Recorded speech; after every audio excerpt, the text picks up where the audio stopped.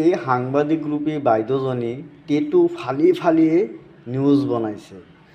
কাৰ হৈ যে দালালি কৰিছে তেওঁলোকে চাগে এটা চকুৰে দেখা পায়, দুটা চকুৰে দেখা নাপায়।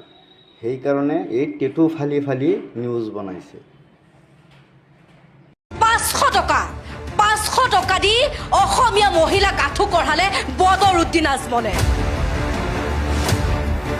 সাধাৰণ কেইটামান টকাৰ বিনিময়ত অসহায় বানাকান্তক ভৰি চোৱালে আজমলে।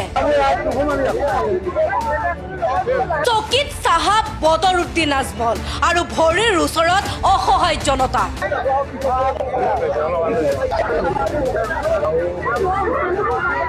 এয়া সহায় নে অহংকাৰ? অসমীয়াৰ মহিলাৰ আত্মসন্মান নাই নেকি বদৰুদ্দিন আজমল?